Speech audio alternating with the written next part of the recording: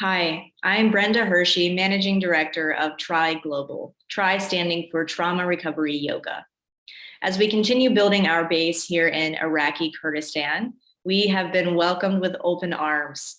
Everyone so far, from mental health professionals to humanitarian organizations to the beneficiaries in camps themselves, have been really open to learning more about what TRI is, why it matters, how it can help them, really curious and eager to practice. And once they do practice, they've been hooked. For now, though, I want to just share with you about our most current initiative, which is to sponsor 10 displaced individuals in the Dahuk region of Kurdistan, where there are over like 800,000 displaced people, by the way, to become TRI instructors, which means they'll undergo the full 20-hour TRI training in person here in Kurdistan, and they'll receive ongoing mentorship, which is likely to be for several months, so that they feel prepared, they can get feedback practicing the class, and then they can be placed in their community to teach the class to their community members. So first and foremost, let me give you a little context about what these people have been through. First, we have the Yazidis, who were the main target of ISIS's genocide in 2014, with about 12,000 people killed or kidnapped within just the first week, and many of the women captured and sexually enslaved for years to follow. Upon returning home to their families, assuming they had survived, many of the women faced heartbreaking discrimination around having lost their virginity before marriage, shamed and shunned in their religion and communities. For women who were impregnated by an ISIS member during captivity, they were then forced to leave their child in a camp or on the border in Syria before crossing back into Iraq to return home. The Syrians in Kurdistan have similarly undergone forced displacement and brutal encounters with the Syrian regime, ISIS, and other extremist groups. For almost a decade, they've been migrating here with hopes of returning when the situation back home tames.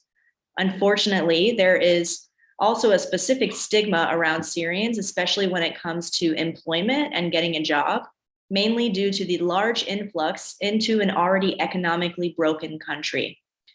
In turn, this, along with a lack of opportunities, has chipped away at the passion and drive of many of these individuals. For these reasons and many more, there is a severe, complex mental health crisis currently weighing down on displaced populations in this region.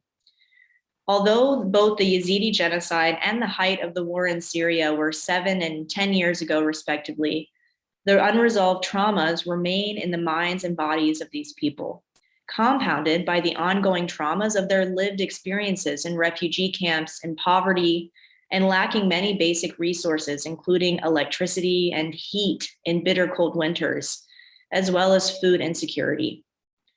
Not only that, but mass graves by ISIS continue to be uncovered, with 72 discovered so far, containing about 15,000 people, mainly Yazidis and other minorities.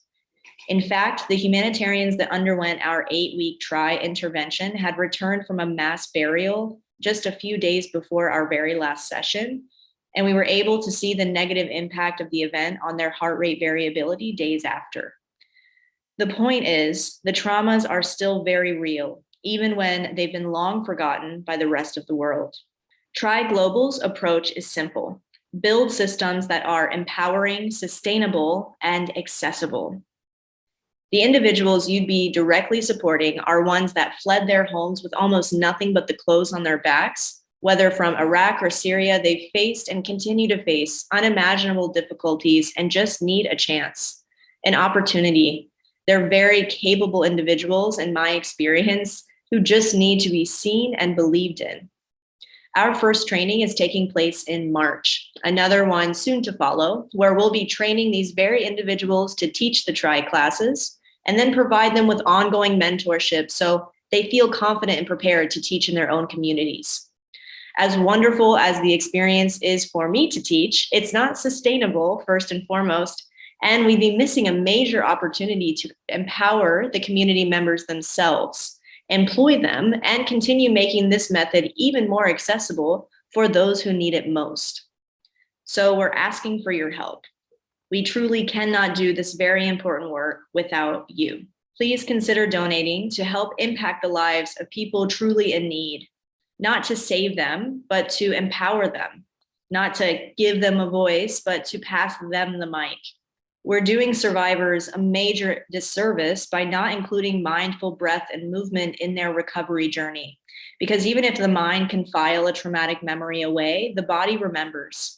And they deserve to experience life beyond survival mode, as we all do. Join us on this mission to use neuroscience and yoga to create healing worldwide, as we empower locals by reminding them of their choice, providing them with new knowledge and skills, and creating opportunities for them to put it to use for themselves and their fellow community members. Because healing doesn't happen alone, it happens together. Please help us make this happen. Every dollar counts. Thank you so much.